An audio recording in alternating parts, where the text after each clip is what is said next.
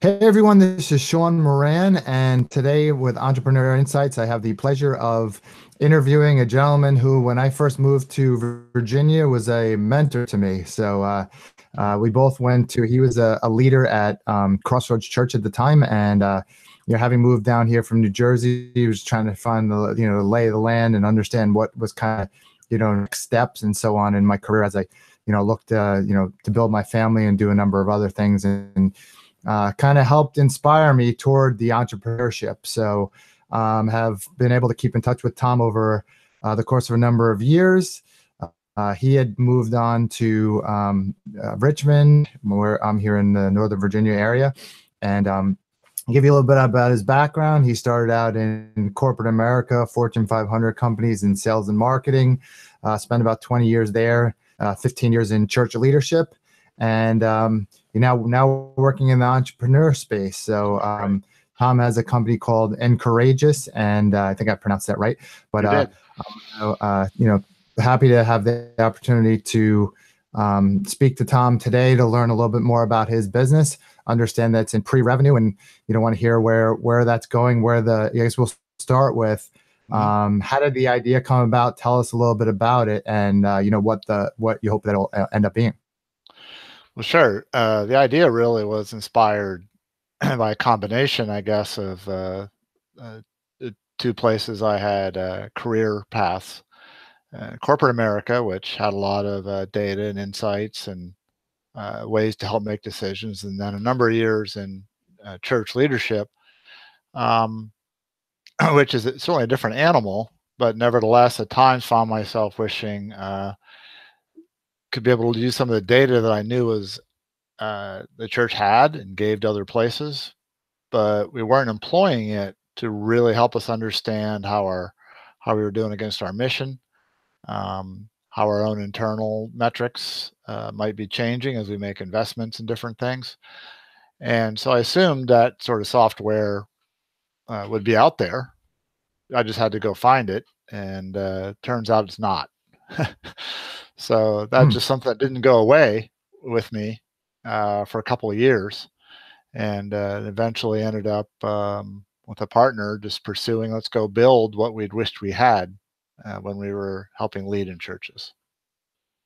Great.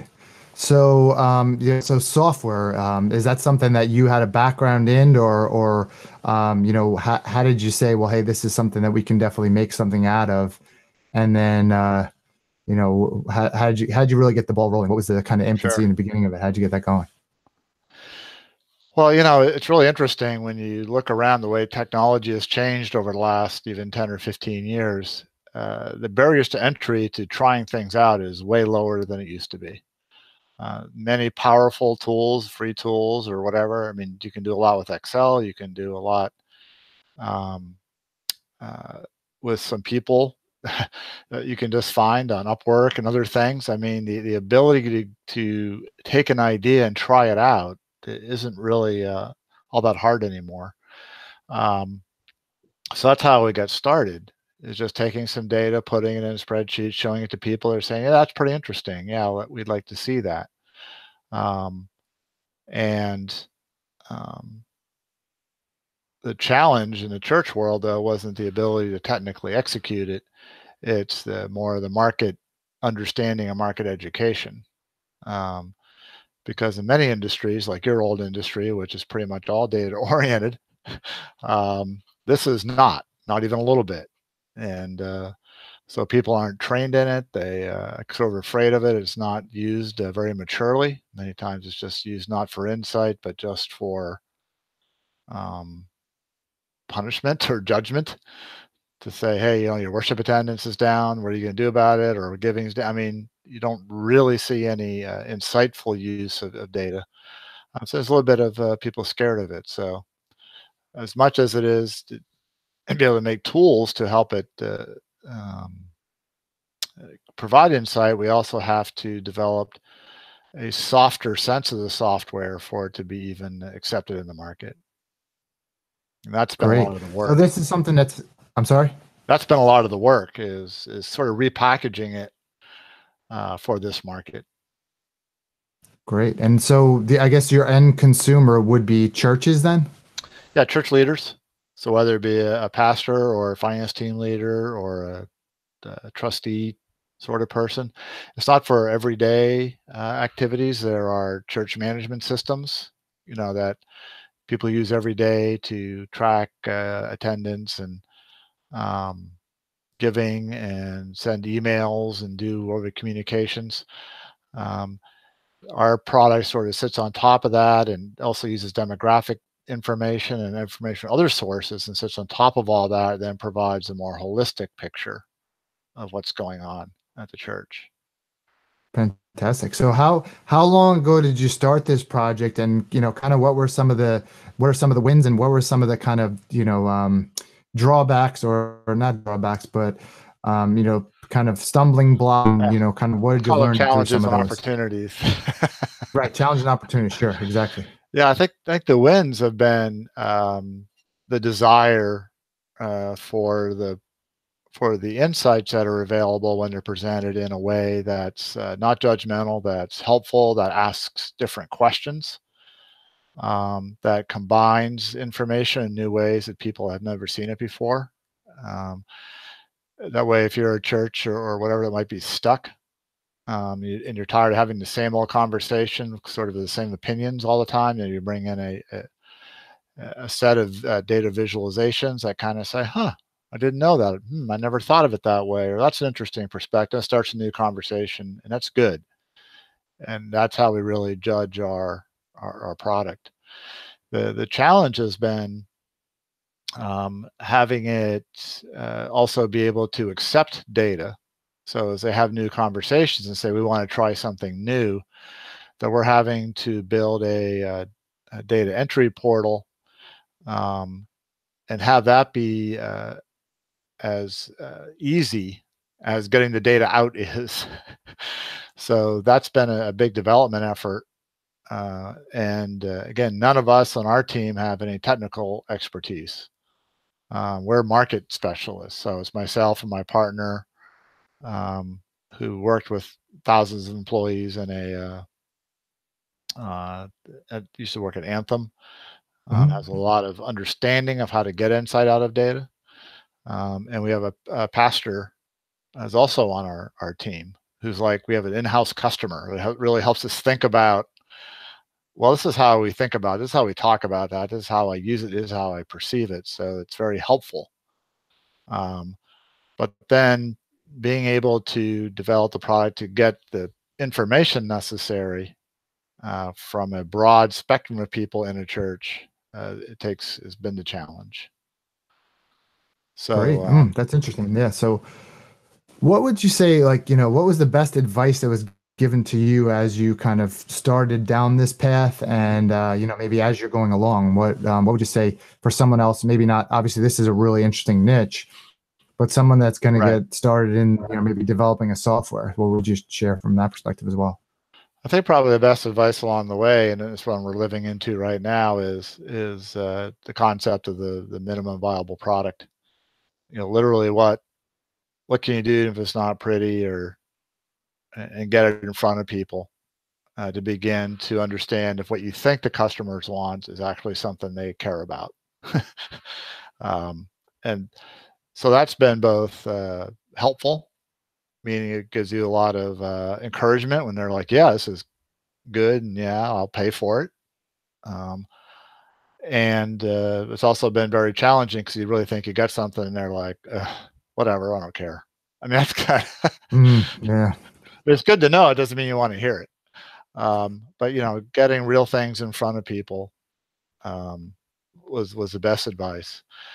And we didn't start out that way, so we kind of learned that lesson late, and we're we're doing that now, um, and that's been very helpful. Okay. So do you think that's something, and I'm assuming that might be along with that pastor, that you're having that conversation, if maybe you had someone like him earlier on, saying, hey, is this what you would look for, that might have made it go faster, I guess? Yeah, I think the real challenge in all that, because he wasn't involved, and the key is we have to get out of our own way, all of us, that we do we want it, does it meet our standards? Is it perfect enough yet? Hmm. So I think all of us, we more likely could have got something sooner um, than we did. So that was the challenge and the learning, and that's Sure. what I And would tell that kind of someone. reminds me of like I always think of like the Googles or the Apples of the world, right? Where we are today versus version 1.0, right? So, Right, right, right. you know, at a certain point, I guess, and tell me if I'm wrong, you're going to say, hey, this is version 1.0. It's not perfect, but it's going to provide a lot of value. And so maybe the first couple people will give them a discount and they'll help us grow and offer more suggestions and so on and so on. Is that part of Exactly. the? Yeah, exactly. And so what we're doing is, as I said, we have a really good product. It was actually our customers that said this.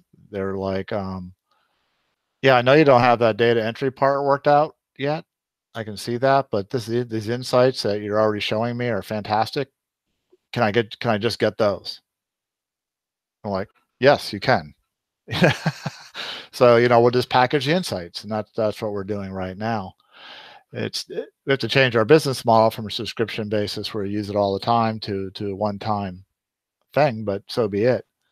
It's also helping in our education of the market just by getting it out there. So more along the lines of consulting as opposed to a product at the moment. Yeah, so basically, if you can envision having a lot of looking at your screen, seeing a lot of nice visuals and your data coming back to you, rather than run it through a screen, we can just enter the data ourselves, send it to you in a PDF report, and now at least you have the insight in front of you without having to buy the Hmm. software. Um, so it's really taking a step back. Feels like a step backwards to us, but at the same time, I'd say it's looking back. We'd wish we'd done that first.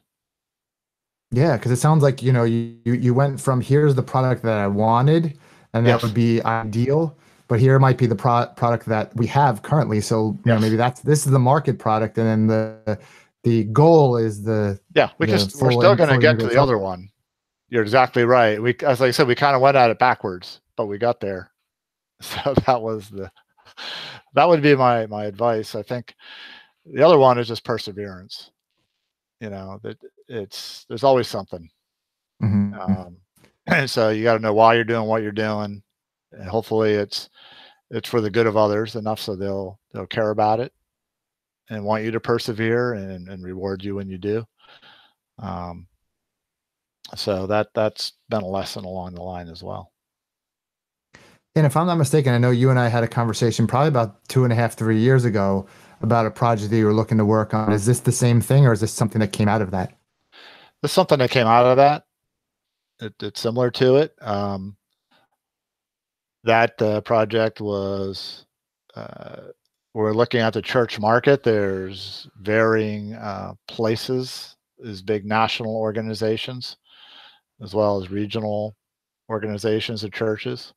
Um, we have decided that our focus is going to be on the local church, like the crossroads you mentioned, and not worry about the National Presbyterian Church or the national, which is where we had been invited into some conversations there at the time, but that's just not where we want to spend our time and money and effort.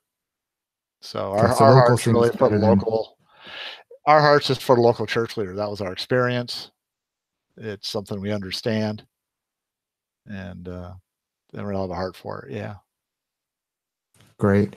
What would you say to someone that says, I want to get into business, I want to be an entrepreneur, maybe not necessarily in the church space, but maybe Mhm. software or whatever, just because I know I can make a lot of money? What would your reaction there be? Um, yeah, there has to be a really, really, really, really strong motivation, um, because that doesn't really take into account why anybody would want to buy anything from you. I don't exist to have you make a lot of money. I exist for some my goals. um, so if you can take that one step further and translate it into, and what idea do I have that would help other people meet their goals, I think you're going to have a better run at it. Agree. No, that It's makes a hard lot to of sense chase because something I if you think, don't have a passion for it or value for others. perfect. No, that's kind of what I was looking for. 'Cause I know a Yeah. lot of times people think like, oh, if you do the XYZ, there's a lot of money in that, or if you go and do this, you'll make a lot of money. And Mhm. if you don't find a problem and a solution to it, and if you don't love it, I would imagine and the same thing for me, you'd throw in the towel a lot sooner if it wasn't something you really felt passionate about. Yeah, it's going to be hard. Um, I think that is the journey. It's funny, I think it's been about 2.5 years, and we love to tell our story, and we'll tell people, yeah, it's taken longer than we thought, and it's cost more than we thought. And almost everybody I say that to, they laugh and they go, "Yep, welcome, welcome." That's how it Yeah. works. So if you don't have some reason, when your initial assumptions get blown out of the water, what's going to keep you going? It has to be something bigger than that. Hmm. Because it's You just it, knew that there was something that you could add value to, and you're saying, well, I'm going to keep going until I get there. yeah, yeah, Yeah. and the good news is you get a lot of encouragement on the way. It's um, other people on the journey. You're going to find other people are going to help. I don't know if you found that, but it's amazing when you need a certain thing or you start telling your story, and if it resonates with people, they're saying, "Well, how can I help?" And let me do this or let me do that, and um, so the day that Sean, we celebrate some milestone, the list of thank yous is going to be a long That's list. great. Yeah. Where do you think, how far along do you think, or how far do you think before, I know you're saying that you're gonna be able to take the information, put it in a PDF and share that. Is Yeah. that something that's already like, well, we're ready to take that to market now, or how much more does that need to really, That'll be this year. you know, It'll be in great. 2018. Yeah. Yeah. I'll know tomorrow. We're meeting with we've most of our investment's been with a technology partner, and they're doing some back end tweaking to allow us to do that. So I'll know more tomorrow on that. Great. And so Yeah. from a financial perspective, like, I know from, people think, well, you buy a business in case that I'm in, buy a business or you get into a business, or you create a business, and then the money just flows in. Mhm. And obviously being pre-revenue, talk a little about what that looks like and how you're able to, do that, not necessarily personally, but how does a person that's saying, well, I have this concept that I want to turn it into into a product, what do you think the road might look like for them? Yeah, getting the funding for it's certainly a challenge, especially our strategy, was to build it then go sell it instead of sell it then go build it. Um, Hmm. so we have a lot of personal capital tied up in that in our partnership, um, which was an option and one we chose to take. So right now it's mainly our money. There have been a number of months of no income. Hmm. So you have to know what your wherewithal for that is. At the same time, um, as we've gone forward and people have caught the vision of what we're doing, we have come across other people who want to invest in this. And the reason is not because it's a greatest moneymaker in the world. There might be better ones, just because of the size of the church market. And I told it's so immature technologically, that doesn't translate into a venture capitalist dream. Um, but we found people with resources who love the fact of what we're trying to do and the market we're trying to serve and why we're trying to serve it. And they're coming along with some very favorable um, funding options for us too. But that's all a lot That's of work. fantastic. That's all part of the work. Go out Hmm. telling the story, asking. Um, part of the And that's work part of selling is too, right? I would say that's yeah, that's part of the sales process. yeah. I mean, you got to sell the company as well as sell the product, and Hmm. at some point, I mean, look in the investment continuum, I guess we're still in that angel investor type with someone who's willing to know that there's no guarantee. It's they can put some money in, and they believe. So at that point, they just have to believe in the market, they believe in the product, and they believe in the team. Well, yeah, no, and I think that's all you got at that point. And I think the fact that you're doing something that's really, positive, it's really to impact churches and to do something and, along that lines that's for the greater good. I think that probably helps. Do you find that's Yeah, it been certainly helpful resonates. or not really? Yeah, I mean, it resonates with some people very, very, very much. Other people, it's an automatic disqualifier, and that's okay. Yeah, we're not trying to be everything to everyone, and can't expect everyone to want to be part of what we're doing.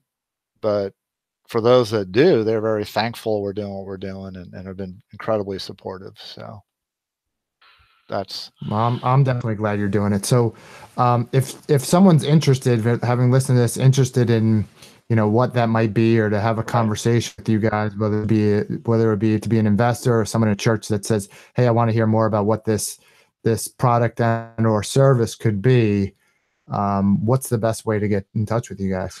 well, probably right now is just through our email, because our website's not up yet. That'll be part of the launch. So we don't even have a cover. So back through your podcast at this point, and just email or call me directly. Great. So what I'll do then is in our show notes for the podcast, as well as in the description below for the YouTube video, I'll put your contact information, Yep. And then share a little bit more about that in there. What advice would you have for, let's say, a young person right out of college, or just somebody that's kind of just getting started into that this idea of entrepreneurship? What would be your advice to them? Well, I think it's pretty cool. I mean, you mentioned at the beginning, I mean, I'm 59 years old doing this. So it's never too late, number one, but I don't think it's too early. I would say if you're young, just don't do it alone, right? Get an idea, but talk to people, and talk to people who may be a few years ahead of you. And people are incredibly willing to assist and help and give tips and all that, and tell your story, and find out how it resonates. If your idea resonates, then keep pursuing it. So there's a lot to be learned, but there's just so many good teachers. And then depending on your situation, that sometimes you look back, it less to lose. When you're starting, when you're young, you don't know what, then you get older like us, and you have families and mortgages and all that. So it's a good time to have some fun with it. Yeah, I agree. I said to my wife, I said, if I started out in the wireless owned stores when I was, in my 20s, I could be in the store from morning till night, and it wouldn't really matter. Actually, it probably would have been less hours than what I worked in corporate tax. But That's right. then you could really do it because you don't have any other obligations. So that's a little bit harder. But and there's more energy. Maybe you don't have as much passion. That's right. Right, too. You have more energy, but yeah, maybe we more talk about distracted it. too. I mean, we have to use our wisdom. Hopefully we've learned something in all these years, and sometimes brute force is all you have, and sometimes you have some wisdom, and hopefully we're employing that.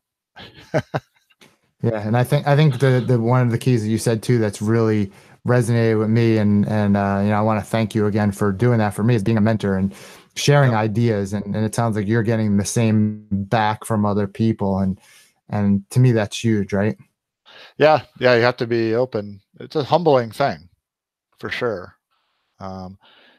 Sometimes you think, boy, if you can get a job and have a career, and your 401k is taken care of, your benefits taken for you, work there forever, sounds safe and all that, but it may be, but the life of entrepreneur is a lot more exciting. and also be a lot more humbling on the way. Oh yeah, no, But it can that's good. definitely be exciting, but yeah, the unknown factor is sometimes tough, right? I always tell people if you haven't taken, and I've done the swipe my credit card on the store credit card machine to make payroll, Mhm. and just hey, instead not even just hey, money's not coming in, but money's going out, going the opposite way. Amen. It's the life of an That's probably entrepreneur, gonna right? happen, and and that's where I think the passion comes in, for like you and me. I mean, it's just not you. Your wife is part of that, your kids and all that, and the same with me. So it's gotta be a team effort, not something Hmm. to go off all by yourself. Uh, Absolutely. yeah. Well, Tom, thank you so much for taking the time. There's definitely some great insights in here, and I really appreciate it. And I hope our audience encourage you guys to reach out to Tom if you feel inspired by what he's doing. You might be able to invest in it or help out in some way. Like I said, we'll provide in the show notes and the description way to get in touch with Tom. And I definitely greatly appreciate your time tonight. Well, thanks. Thanks for reaching out, Sean. I really appreciate it, and I look forward to just watching your things grow as well. Fantastic. Well, I'll let you know once I have this all ready and up and going, and we'll be in touch. All right. Thanks, bud. We'll see you. Have a great night. Good night.